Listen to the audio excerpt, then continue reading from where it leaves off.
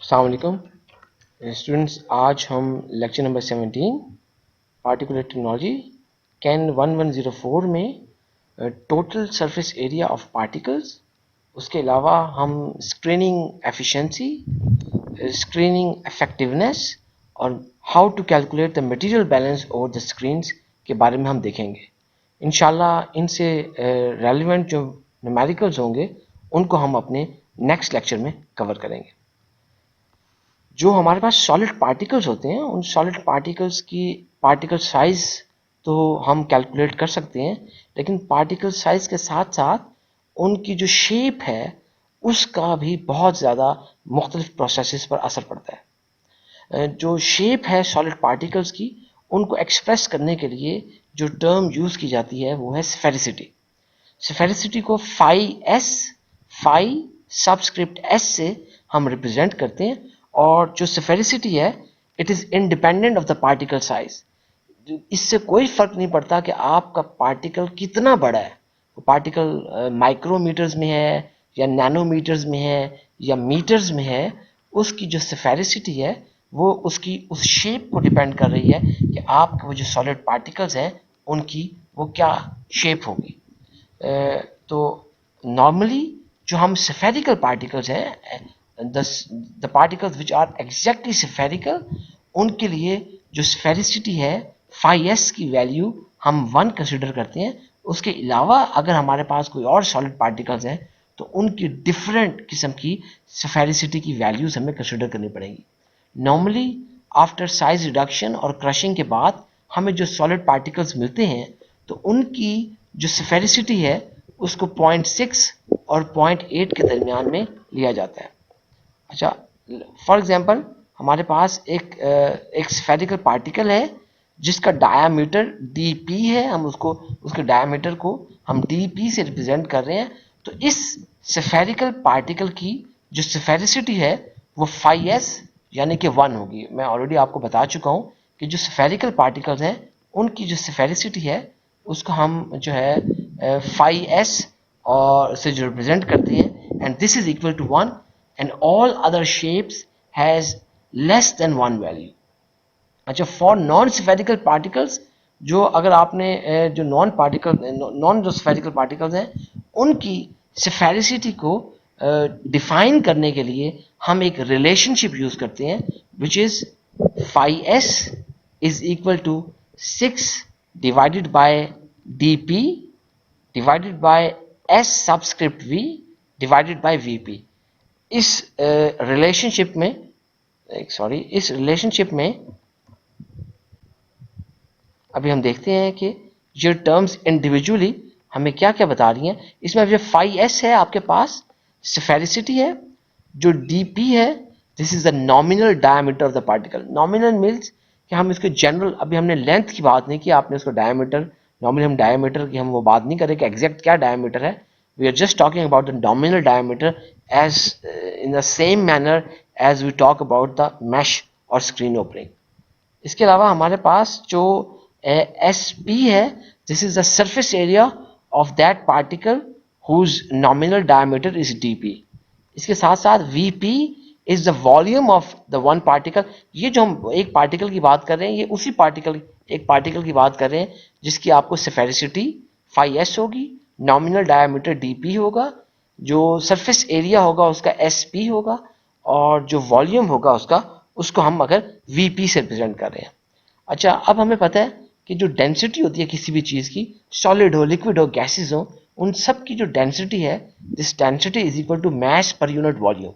अगर आप इस फॉर्मूले को देखें तो आप इसमें से इस फॉर्मूले को इन टर्म्स ऑफ वॉल्यूम भी बना सकते हैं। वो क्या होगा कि volume is equal to mass over density. Just हमने क्या किया कि वॉल्यूम और डेंसिटी को मल्टीप्लाई कर दिया और फिर उसके बाद मास को हमने डेंसिटी से डिवाइड कर दिया, तो हमारे पास वो वॉल्यूम के टर्म्स में हमारे पास वो फॉर्मूला आ जाएगा। बिल्कुल इसी चीज़ को यूज़ करते हुए अब हम क्या करेंगे कि हमारे पास ये जो चीज़ें मौजूद हैं इनकी मदद से हम जो है ज़रा वॉल्यूम कैलकुलेट करते हैं। तो अगर हमारे पास लेट से कि आपके पास कोई सैंपल है जिस सैंपल में हमारे पास यूनिफॉर्म पार्टिकल्स हैं, यानी कि उसके अंदर जितने भी पार्टिकल्स हैं उनकी जो वो एक ही तरह के पार्टिकल्स हैं और उनका जो डायमीटर है वो dp है, तो उस वक्त इस सैंपल में जिसके अंदर यूनिफॉर्म पार्टिकल्स मौजूद हैं और जिनका डायमीटर dp है, उनका टोटल जो वॉल्यूम होगा पार्टिकल्स का, जैसे कि अभी हमने देखा कि वॉल्यूम को आप मैस और डेंसिटी से रिप्रेजेंट कर सकते हैं, तो इन पार्टिकल्स का जो वॉल्यूम है can be written as m divided by rho पी, यानी कि मैस को m लिख दिया और डेंसिटी ऑफ द पार्टिकल्स को हमने रो सबस्क्रिप्ट p लिख दिया। अच्छा जी, अब इसमें m जो है हमारे पास total mass of the sample है जिसके अंदर तमाम पार्टिकल्स हैं वो यूनिफॉर्म है, जबकि जो रो p है this will be the density of those solid particles. अच्छा, अब देखिए for example if I have 10 items and I know these items are all same, अगर मुझे एक आइटम की प्राइस पता हो तो मैं उनको 10 से मल्टीप्लाई करके टोटल प्राइस मालूम कर सकता हूँ। इसी चीज़ को हम यूज़ कर रहे हैं कि हमने, अगर हमारे पास जो है देखिए एक अगर वॉल्यूम है और इस वॉल्यूम जो अगर आपके पास एक पार्टिकल है जिसका वॉल्यूम Vp है, तो इसका मतलब कि आपके पास जो अगर इस सैंपल के अंदर जो n नंबर ऑफ पार्टिकल्स हो तो हम उसको किस तरीके से लिख सकते हैं, हम उसको लिखेंगे कि n is equal to total volume of the particles divided by Vp। तो इसके अंदर हमारे पास जो है हमने जस्ट क्या किया है कि आपके पास पता था कि आपके पास एक पार्टिकल है और एक पार्टिकल से अगर आप किस तरीके से n बना सकते हैं, तो इसी चीज़ को हम आगे फर्दर यूज कर रहे हैं कि आपके पास total volume of the particles जो है आपके पास और Vp है, total volume of the particles अभी हमने कैलकुलेट किया था फॉर्मूला थोड़ी देर पहले, तो total volume of the particles m divided by rho p, इस चीज को मैं इंसर्ट कर रहा हूं इस इक्वेशन के अंदर, total volume of the particles m divided by rho p into Vp, ये हमारे पास n आ गया equation number 2। This will be the total number of particles in sample n। अच्छा जी, अब अगर हमारे पास फॉर एग्जांपल स्फेरिसिटी हो, स्फेरिसिटी फाई एस जिसकी वैल्यू हमें ऑलरेडी पता है कि 6 divided by dp divided by sp over vp, तो इस फॉर्मूले में अगर हम देखिए तो अगर हम इसको जस्ट हम एक ही, क्योंकि इसमें आपको देखिए फ्रैक्शंस काफ़ी ज़्यादा नज़र आ रही हैं, we are just trying to simplify it and writing it just as denominator and numerator. इसके लिए हम क्या करें, तो इसको लिखा कि जैसे आपके पास 6 ओवर dp है उसको डिवाइड किया गया sp ओवर vp में, which means 6 vp divided by dp into sp। इसी चीज को हमने सिंप्लीफाई कर लिया यहाँ पर। फर्दर देखिए अगर आप इसको जो है अगर हम इस साइड को dp और sp को अगर हम फाई s के साथ मल्टीप्लाई करते हैं, then we have phi s multiply by dp multiply by sp is equal to 6 into vp। इस फॉर्मूले से हम जो है अगर sp की वैल्यू अगर हम निकालें तो sp की वैल्यू आ जाएगी 6 vp divided by phi s into dp। अच्छा, अब हमें ऑलरेडी पता है कि जो आपके पास surface area of the particles हैं, जो total surface area of the particles in a sample will be equal to the number of particles in the sample multiply by surface area of one particle in the sample. हमने just क्या किया कि हमने निकालना चाहते थे क्योंकि हमारे पास एक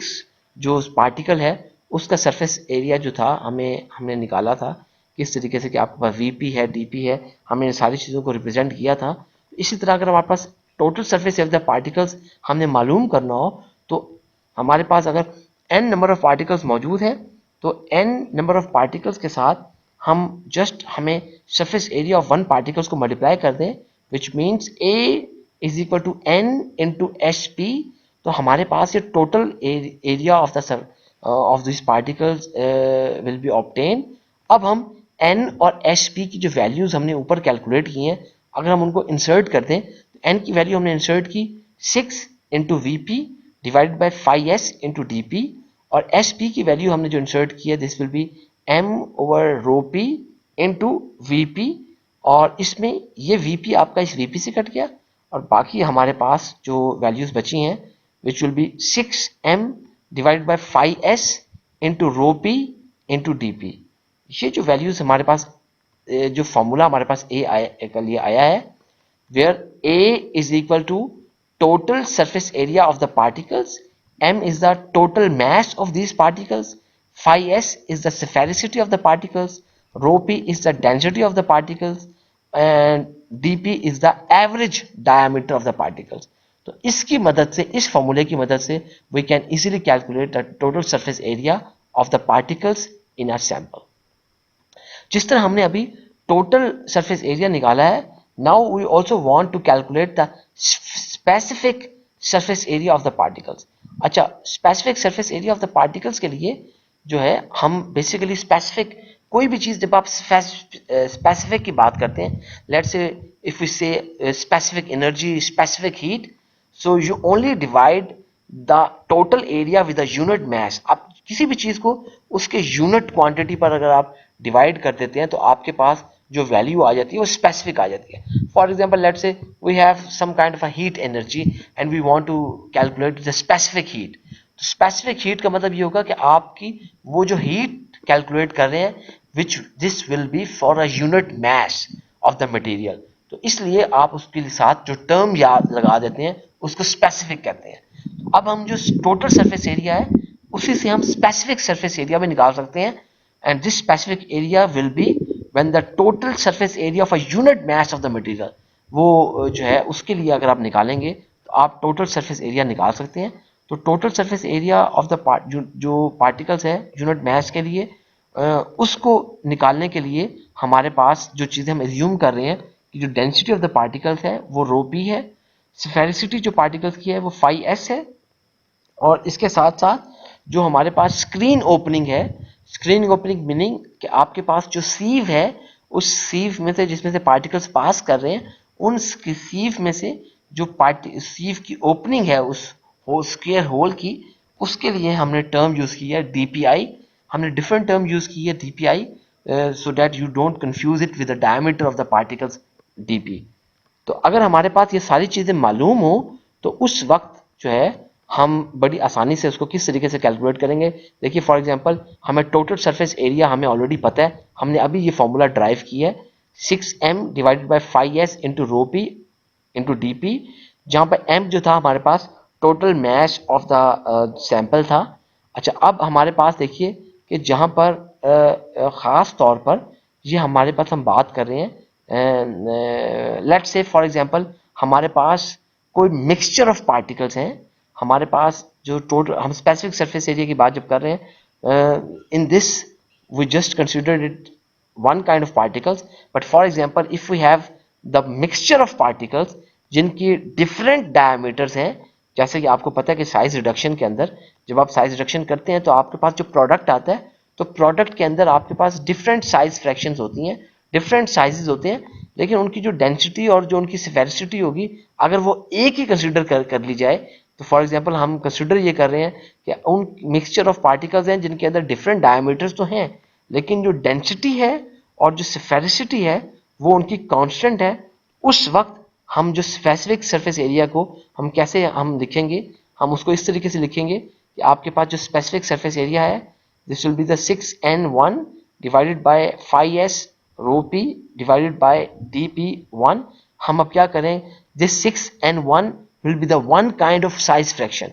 तो 6n2 जो है हमारे पास, ये वाली जो n2 है will represent the second kind of size. और if we have n number of sizes तो हम इनके अंदर ऐड करते जाएंगे, then we will write 6nn 5s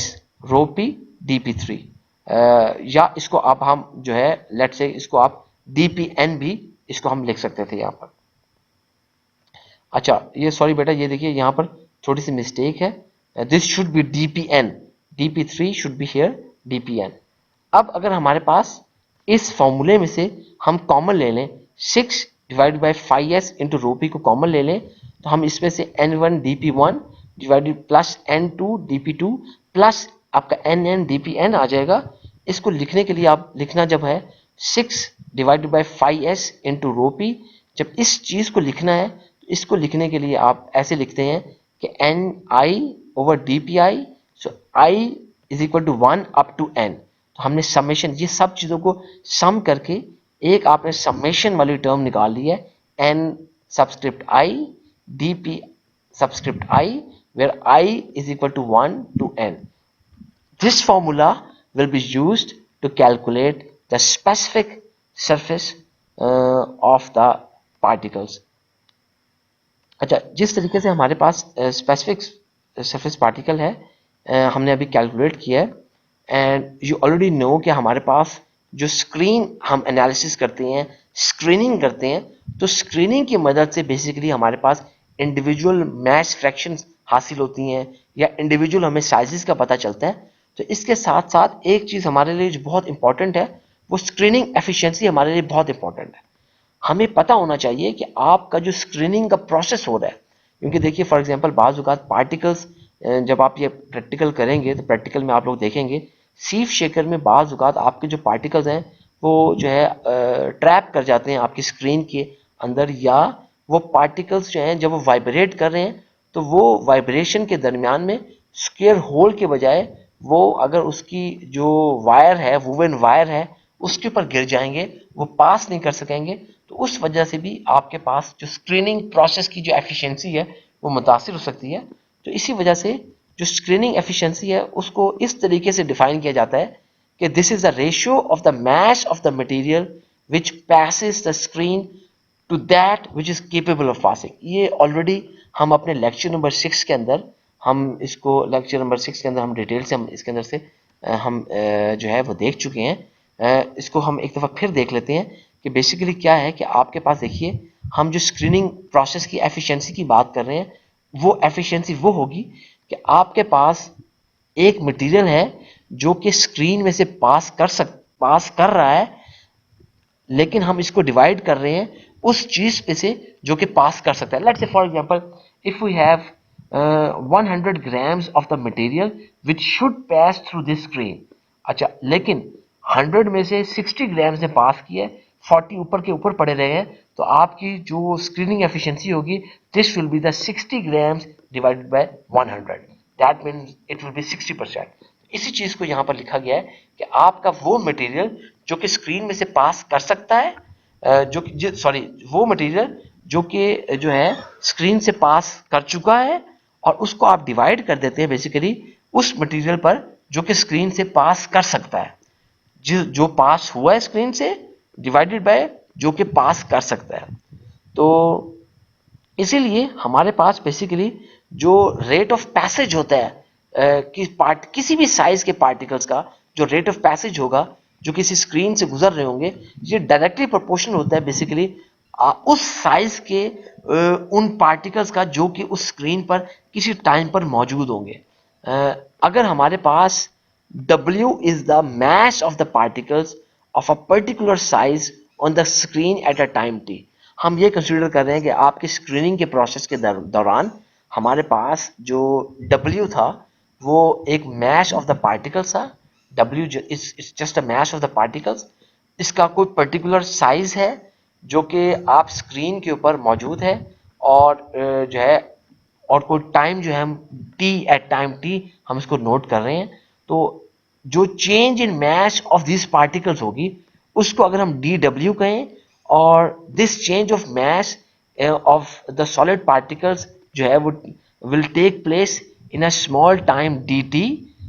तो उस सूरत वक्त क्या होगा आपके पास जाने के जैसे देखिए आपके पास स्क्रीनिंग हो रही है, स्क्रीन की आपने वाइब्रेशन शुरू की है, स्क्रीनिंग शुरू होगी, इसका मतलब कि आपके जो पार्टिकल्स हैं स्क्रीन में से पास करना शुरू करेंगे। वो जो पास कर रहे हैं, वो जो मैश पास कर रहा है बेसिकली, वो अगर आप उसको चेंज को आप मेजर करना चाह रहे हैं किसी टाइम इंस्टेंट के दौरान में, अगर स्मॉल टाइम dt हो तो वो जो मैश उस स्क्रीन में से पास करेगा dw पास करेगा। जब आपका वो मैश dw पास कर जाएगा स्क्रीन में से, तो ओरिजिनल जो मैश होगा सॉलिड पार्टिकल्स का जो w था उसमें कुछ कमी आ जाएगी, तो आपने उसको -w से शो कर दिया, विच मीन्स कि when the dw mass of the solid particles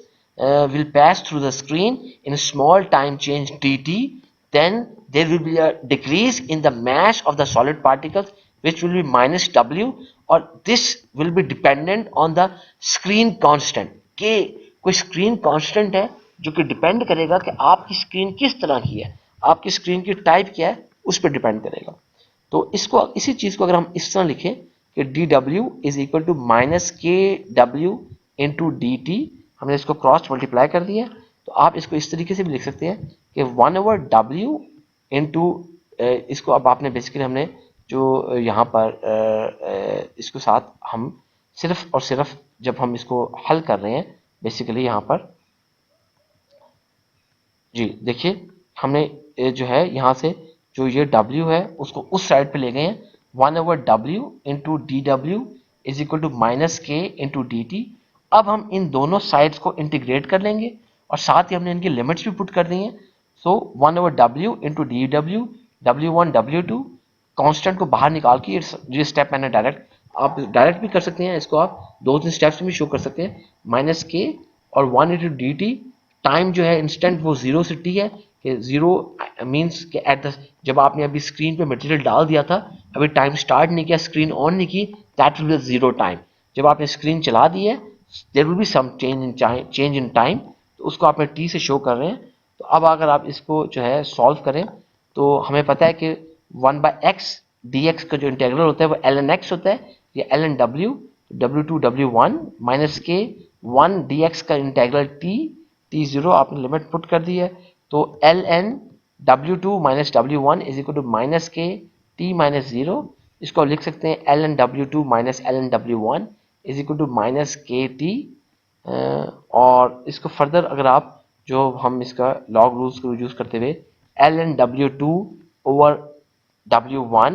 is equal to minus K T, अगर हम इन दोनों साइड्स के साथ हम कोई जो है एक्सपोनेंशियल फंक्शन बेस पे लगा दें, e अगर लगा देते हैं तो हम क्या लिख सकते हैं, e ln w2 over w1 is equal to e minus K T. ये e और बेसिकली ln कट जाता है, इस तरीके से करता है कि आपके पास बेसिकली जो है e ln है उसको हम इस तरीके से काट सकते हैं, और उसके बाद आपके पास w2 over w1 is equal to e minus K T, और वहाँ पे आप लिख सकते हैं कि w2 is equal to w1 into e minus K T. यहाँ पर जो w1 है this will be the initial mass of the solid particles on the screen, w2 जो है आपका final mass of solid particles remaining on the screen, जो k है this will be the constant for a given screen. और ये जो है ये जो k कांस्टेंट है ये डिपेंड करेगा आपकी स्क्रीन पर और किस किस्म के जो सॉलिड पार्टिकल्स हैं स्क्रीन में से स्क्रीन पे आप यूज़ कर रहे हैं, और उन पार्टिकल्स की क्या शेप है। और उसके अलावा जो t है will be the total time of the screening. तो इस फॉर्मूले की मदद से you can always calculate the screening efficiency of your screening process. तो बेसिकली वो जो प्रोसेस हो रहा है स्क्रीनिंग का उसकी क्या एफिशिएंसी है उसको इस फॉर्मूले से हम इजीली कैलकुलेट कर सकते हैं।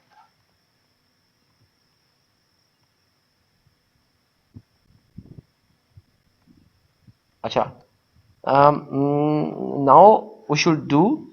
some material balance over the screens। हम अब जरा मटेरियल बैलेंस को देख रहे हैं कि स्क्रीन के पास अगर कोई हमारे पास स्क्रीन है तो उसके ऊपर किस तरीके से मटेरियल बैलेंस लगाया जा सकता है। तो मटेरियल बैलेंस लगाने के लिए लेट्स से कि फॉर एग्जांपल मैं कुछ चीज़ें एज्यूम कर रहा हूँ, मैं किसी स्क्रीन के ऊपर मटेरियल बैलेंस लगा रहा हूँ। तो आपके पास देखिए कि अगर हमारे पास कोई mass flow rate of the feed material है उसको F से रिप्रेजेंट कर रहे हैं, और mass flow rate of the overflow जो है वो सॉलिड जो कि स्क्रीन के ऊपर मौजूद है उसको O से रिप्रेजेंट कर रहे हैं। Then the mass flow rate of the underflow उसको हम U से रिप्रेजेंट कर रहे हैं। तो बेसिकली देखिए आपके पास कोई फीड पार्टिकल्स हैं, और फीड पार्टिकल्स में से जो आपके सॉलिड पार्टिकल्स जो है वो स्क्रीन के स्क्रीन साइज से जिनका साइज बड़ा है उसको ओवरफ्लो कह रहे हैं, जिनका स्क्रीन से साइज छोटा है उसको अंडरफ्लो कर रहे हैं। उनको हमने इन टर्म्स के साथ साथ हमने उनको रिप्रेजेंट कर दिया। अच्छा, अब अगर आपकी जो फीड है वो फीड जो है अगर वो दो मुख्तलिफ किस्म के मटेरियल्स पर मुश्तमिल है जिसके अंदर आपके पास मटेरियल ए और बी शामिल है, तो उस वक्त आपके पास जो मैश फ्रैक्शन होगी मटेरियल ए की, देखिए आपके पास जो मैश फ्रैक्शन होगी मटेरियल ए की फीड के अंदर, फीड एफ के अंदर, this can be written as x small x f, यानी कि small x F is the जो mass fraction of material a in feed. इसी तरह आपके पास जो mass fraction of material a in overflow will be x subscript o, Similarly, mass fraction of material A in underflow will be x subscript u. अगर आपके पास mass fraction of material A, देखिए आपके पास feed है, उस feed के अंदर आपके पास दो मटेरियल्स हैं A plus B. That means your material, अगर आपके पास mass fraction की बात करें, you know the total mass fraction is equal to 1. So the 1 will be equals to A plus जो आपके पास B है, and we have already seen कि आपके पास जो एक्स एफ है, this will be the mass fraction of material in feed XF. तो हमें पता है जो टोटल mass fraction है वो 1 है. तो आप अगर आपके पास इसमें से जो mass fraction of material B feed में क्या होगी, simply 1 minus XF. हमने इसी चीज को इस जो हमने एज्यूम किया था उससे हम मजीद अखज़ कर रहे हैं कि mass fraction of material B क्या होगी इन feed 1 minus XF, और mass fraction of material B in overflow will be 1 minus X O, और इसी तरह mass fraction of material B in underflow will be equals to 1 minus XU. अच्छा, अब हमारे पास ये देखिए कि जो भी मटेरियल आपकी स्क्रीन पर फीड किया जा रहा है वो उस स्क्रीन के ऊपर या तो ओवरफ्लो या ही वो अंडरफ्लो की तरह उसको स्क्रीन में से पास करना चाहिए. इसका मतलब है कि आपके पास जो आपने किसी भी स्क्रीन के ऊपर जो टोटल आपके पास फ्लो रेट है वो 3 किस्म के फ्लो रेट होंगे. यानी कि आपके पास फीड एंटर हो रही होगी, स्क्रीनिंग हो रही होगी, और स्क्रीनिंग के नतीजे में आपको या ओवरफ्लो मिलेगी या अंडरफ्लो मिलेगी. So the overall material balance can be easily written as F is equal to O plus U. इसको हमने इक्वेशन नंबर 1 से प्रेजेंट कर दिया. अच्छा, इस तरह आपके पास देखिए कि जो ये हमने बात कर दी कि ये जो टोटल मटेरियल था, जैसे आपके पास जो फेड हो रहा है, आपके पास या O आ रहा है या ओवरफ्लो की स्ट्रीम आ रही होगी या अंडरफ्लो की स्ट्रीम आ रही होगी. इसी तरह हमारे पास जो मटेरियल ए जो है, यानी कि अब हम कंपोनेंट बैलेंस लगा रहे हैं. Actually we are applying the component balance with respect to material A. अगर हम जो की बात हम करेंगे तो उसके हिसाब से आप क्या लिखेंगे, हम उसके हिसाब से लिखेंगे F into X F is equal to O into X nought O plus U into X U. इसको हमने इक्वेशन नंबर 2 से प्रेजेंट कर दिया. अब आप ये देखिए, इस इक्वेशन को देखिए, F is equal to O plus U. इस इक्वेशन की मदद से अगर मैं इस तरह लिखूं कि U is equal to F minus O, मैंने बेसिकली क्या किया है, U को एलिमिनेट कर U की टर्म्स में मैंने इस फॉर्मूले की वैल्यू लिख ली है. Then U is equal to F minus O. तो U is equal to F minus O को आप लिख सकते हैं इस तरीके से. अब इस U is equal to F minus O की वैल्यू को इक्वेशन नंबर 2 में पुट कर दें तो हमारे पास क्या आ जाएगा, then we will get F into X F is equal to O into XO plus F minus O into XU. ये F into XF is equal to O into XO plus अब इस F को XU के साथ multiply कर दिया, F into XU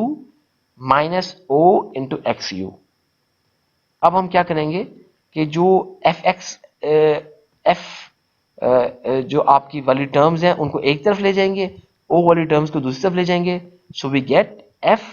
XF minus FXU is equal to OXO minus OXU. इसको आप इस तरीके से F कॉमन ले लें, then you will get अच्छा, इसमें से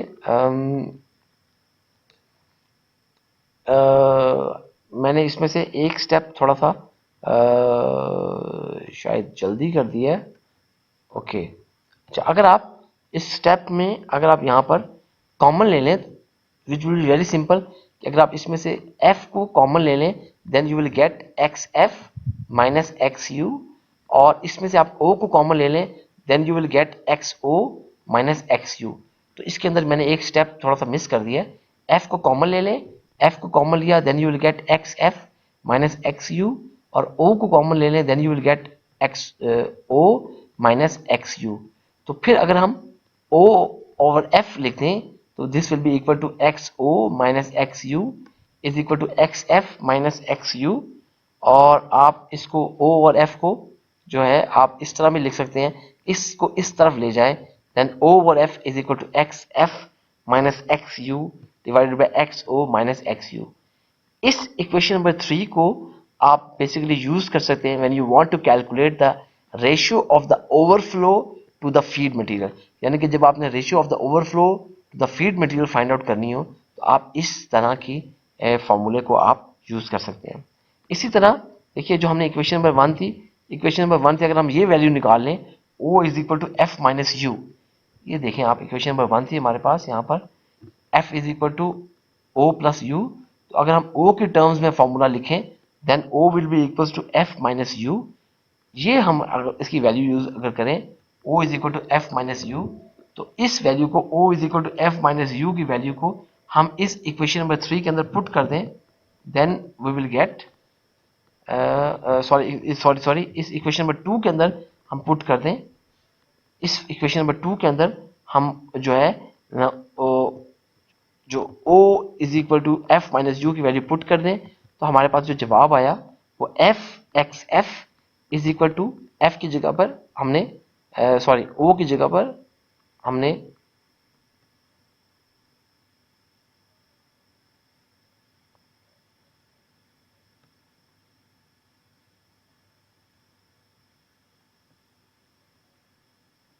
ठीक है, हमने यहाँ पर O की जगह पर हमने वो f माइनस यू पुट कर दिया, तो f minus U into X you plus, अब बेसिकली इसको मैंने क्या किया है कि आपके पास जो ये वाले u है इसको मैं इस साइड पे ले गया हूँ, f को मैंने अलग कर दिया, f minus U into X nought plus U into X U. इसको मैं फर्दर इस तरह लिख सकता हूँ f into X F is equal to, इसको मल्टीप्लाई कर दिया f into X nought minus U into X O plus U into X U. इसको अगर मैं एफ एक्स नॉट को उस तरफ ले जाऊं, F X F minus F X nought is equal to U X U minus U X nought. इसमें से आपने अब यहाँ पे कॉमन ले लिया F X F minus X nought is equal to U common ले लिया तो X U minus X nought. इसको अगर आप ऐसे लिखिए, इस तरीके से अगर आप लिखें कि u ओवर f, तो u over f is equal to X U minus X nought is equal to X F minus X nought. और इसको आप फर्दर ऐसे लिख सकते हैं कि X F minus X nought divided by X U minus X nought. तो ये हमारे पास जो इक्वेशन नंबर 4 आई है, इस इक्वेशन नंबर 4 को हम यूज कर सकते हैं to calculate the ratio of the underflow to the feed material. अच्छा, अब हमारे पास ये जो फॉर्मूला आया है, इन फॉर्मूलाज को हम फर्दर अपनी एक और चीज़ में यूज़ करेंगे, this is called screen effectiveness. ये स्क्रीन इफेक्टिवनेस क्या है? बेसिकली जो स्क्रीन इफेक्टिवनेस है इसको आप बेसिकली जो है स्क्रीन एफिशिएंसी के नाम से भी याद करते हैं। अब आप लोगों ने परेशान नहीं हो जाना कि हमने अभी जो है एक स्क्रीनिंग एफिशिएंसी की बात की थी कि जो स्क्रीनिंग का प्रोसेस हो रहा है उसकी क्या एफिशिएंसी थी। हम यहाँ पे मटीरियल जो आपके पास स्क्रीन है, जो इक्विपमेंट है, उसकी एफिशिएंसी की यहाँ पे बात कर रहे हैं कि वो कितने हद तक हमारे पास चीज़ों को सेपरेट कर सकती है, वो जो स्क्रीन लगी हुई है। तो उसके लिए हमने अगर देखिए फॉर एग्जांपल अगर हमारे पास कोई एक फीड है जिसके अंदर मटेरियल्स ए और बी शामिल हैं, हम देखेंगे कि इन मटेरियल्स ए और बी को आपकी स्क्रीन किस हद तक सेपरेट आउट कर सकती है। अच्छा, अब अगर आपकी जो स्क्रीन है वो परफेक्टली ऑपरेट कर रही हो, बिल्कुल सही तरह चल रही हो, तो इसका मकसद होगा कि आपके पास जो भी लेट्स से फॉर एग्जांपल आपके पास ए और बी है, आप इन दो मटेरियल्स को अलग अलग करना है, तो क्या होगा आपके पास ए जो है सारे का सारा ओवरफ्लो में होगा और बी आपका सारे का सारा अंडरफ्लो में होगा, या आपका ए सारे का सारा अंडरफ्लो में होगा और बी सारे का सारा आपका ओवरफ्लो में होगा। यानी कि मकसद है कि आप कंप्लीटली ए और बी को कंप्लीटली सेपरेट आउट कर लेंगे। तो दोनों सूरतें हो सकती हैं, ए या ऊपर से होगा या नीचे होगा, बी ऊपर होगा या नीचे होगा, कोई सी भी सूरत हाल हो सकती है। इस तरीके से आपकी जो स्क्रीन है अगर वो परफेक्टली ऑपरेट कर रही हो। अच्छा जी, इसी तरह हम जो स्क्रीन इफेक्टिवनेस है उसको बेसिकली जब मेजर करते हैं तो उसके मेजर करने के लिए हम एक चीज़ यूज़ करते हैं, हम वो एक ये एजम्पशन करते हैं कि जो आपकी जो रेशो है ओवरसाइज मटेरियल ए की, बेसिकली जो कि आपकी जो है जो कि आपके ओवरफ्लो मटेरियल के अंदर जो आपके अंदर मौजूद है, हम उसको बेसिकली डिवाइड कर देते हैं कि जो कि आपकी फीड के अंदर मौजूद है और जो आपके पास वो प्रोसेस के अंदर एंटर हो रही है। इसको ज़रा इस तरह के आप समझ सकते हैं इस चीज़ को कि हमारे पास देखिए कि फॉर एग्जांपल कि आपके पास जो फीड आ रही है उस फीड के अंदर आपके पास कोई ओवरफ्लो मटेरियल होगा, कोई अंडरफ्लो मटेरियल होगा। हम अगर ये एज्यूम करते हैं कि आपके पास जो मटेरियल ओवरसाइज मटेरियल है वो अगर ए है, तो आपके पास वो जो ओवरसाइज मटेरियल ए आपकी उस फीड में आ रहा होगा, ओवरसाइज मटेरियल ए जो कि फीड में आ रहा होगा, हम ये देख रहे हैं बेसिकली कि आपके पास जो असल में कितना ओवरसाइज मटेरियल इस वक्त जो है वो ओवरफ्लो में जा रहा है और आपके ओवरफ्लो वाला जो मटेरियल ए था वो फीड में कितना था। इसको अगर आप देखें तो हम इसको इस तरीके से ये अभी हम ऑलरेडी हम ये सिर्फ रिवाइज कराने के लिए मैंने दोबारा लिख दिया कि जो एफ है वो match flow rate of the feed है, ओ जो है वो match flow rate of the overflow है, एक्स एफ जो है वो match fraction of the material a in the feed है, एक्स ओ जो है वो match fraction of material a in overflow है। तो उसको लिखने का जो तरीकाकार है फिर वो इस तरीके से होगा। आप जो स्क्रीन इफेक्टिवनेस फॉर कंपोनेंट ए, जो यानी कि कंपोनेंट ए को जो इफेक्टिवली जो स्क्रीन आपकी सेपरेट आउट कर रही है उसको हम लिखेंगे। बेसिकली आपने इस तरीके से लिखा है कि आपके पास जब आपने ये कहा था कि जो ओवरसाइज मटेरियल ए है जो कि ओवरफ्लो मटेरियल में मौजूद है, आपका ओवरफ्लो मटेरियल जो ए में मौजूद है, this will be the overflow material in material A जो ओ इंटू एक्स नॉट, और आपका जो ओवरफ्लो मटेरियल बेसिकली जो फीड में एंटर हो रहा था वो क्या होता आपके पास एफ इंटू एक्स एफ। इसको हमने इक्वेशन नंबर 5 से रिप्रेजेंट कर दिया। अच्छा, इसी तरह इस फॉर्मूले में जो ई है मैं बता चुका हूँ, जो स्क्रीन इफेक्टिवनेस आपकी शो कर रही है ओवरसाइज मटेरियल के ऊपर, या कंपोनेंट ए के लिए आप शो कर रही है। आप इसी तरह अगर आपके पास हम screen effectiveness be find out करें जो कि किसी अंडरसाइज मटेरियल को रिप्रेजेंट कर रही हो, तो आप अगर लेट्स से आपको पता है कि हमारे पास जो लेट्स से कि मैच फ्लो रेट जो आपका अंडर फ्लो के अंदर अगर u है तो b जो कंपोनेंट उसके अंदर मैच फ्रैक्शन जो मटेरियल b जो फीड में होगी बेसिकली वो 1 माइनस एक्स एफ है। ये चीज़ें ऑलरेडी हम शुरू में इस अभी जब हमने मटेरियल बैलेंस किया था उसमें हम लिख चुके थे। तो हम अब बेसिकली इस चीज़ को हम लिख रहे हैं जैसे आपने यहाँ पर इसको डिफाइन किया था। अभी यहाँ पर ऊपर आपने यहाँ पर डिफाइन किया कि आपके पास जो ratio of oversize material a to the amount of a entering with the feed, इसी चीज को हम यहां पर भी लिख रहे हैं कि आपके पास बेसिकली यहां पर ratio of the undersize material, ratio of the undersize material in the undersize fraction, यानी कि आपके पास जो है ये हमने और divided by ratio two the आपके पास वो जो फीड के अंदर जो अंडर साइज मौजूद थी उसके साथ आपने डिवाइड करके ये आपके पास इफेक्टिवनेस ई बी आपने लोड कर दिया। अब इसमें से अगर आपके पास ओवरऑल आप कोई कंबाइंड ओवरऑल इफेक्टिवनेस कैलकुलेट करना चाहते हैं तो वो उसके लिए आपको ई ए और ई बी को मल्टीप्लाई करना पड़ेगा। जब आप ई ए और ई बी को मल्टीप्लाई करते हैं तो आपके पास ई ए की जो वैल्यू है और ई बी की वैल्यू को आपने मल्टीप्लाई कर दिया। उसके बाद आप उन सब चीज़ों को जब सॉल्व करें तो आपके पास ये वाला फॉर्मूला आ जाएगा। और जब आप इस फॉर्मूले को आप ये देखिए इस फॉर्मूले को गौर से करें, इसको आप फर्दर सॉल्व कर सकते हैं। अगर आप इसको इस तरह लिख दें कि over F into U over F is equal to X O 1 minus X U divide by X F 1 minus x एफ, तो ओ ओवर एफ जो हमने मटेरियल बैलेंस के अंदर निकाला था उसकी वैल्यू को यहाँ पुट कर दें और यू ओवर एफ की वैल्यू को यहाँ पुट कर दें। अच्छा, अब देखिए आपके पास यहाँ पर X O minus X U है, यहाँ पे X U minus X naught है। आप अगर आप इसको ऐसे ही रहना देते हैं तो भी सही होगा, लेकिन अगर आप इसको मजीद सिंप्लीफाई कर लें like X O minus X U square लगा लें, इसके लिए मैं क्या कर रहा हूँ कि यहाँ पे अगर मैं माइनस इसमें से निकाल लेता हूँ ऊपर भी और नीचे भी माइनस निकाल लेता हूँ, प्लेसेस चेंज कर दूँ तो आप minus X zero minus x F divide by minus X O minus X U, minus आपका माइनस से कट गया और बाकी आपके पास जो सिंप्लीफाई बच गया X F minus X U divide by X O minus X U is equal to X O minus x F divide by X O minus X U. ये जो चीज़ बच गई इसको आपने स्क्वायर कर लिया नीचे, तो आपके पास अब ये जो फॉर्मूला बच गया है, this formula will be the overall screen effectiveness, और इसकी मदद से आप देख सकते हैं कि आपकी जो स्क्रीन है बेसिकली वो कितने हद तक, वो प्रॉपरली कितने हद तक जो है मटेरियल्स को सेपरेट आउट कर रही है. So this was our lecture number 17. This lecture is available on ocw.kfueit.edu.pk. This lecture is also available on LMS and YouTube channel. If you have any questions, बेटा प्लीज़ आप जो है अपने live session में अपने डाउट्स को clear कर लें. अगर आपको कोई चीज़ इसमें कंफ्यूजिंग है उसको आप क्लियर कर लें. उसके अलावा you can always write me an email at asim.ali@kfueit.edu.pk and you can also WhatsApp पे मुझे टेक्स्ट मैसेज भी कर सकते हैं. Thank you very much. इंशाल्लाह अब हम लाइव सेशन में हमारी मुलाकात होगी. अल्लाह हाफिज.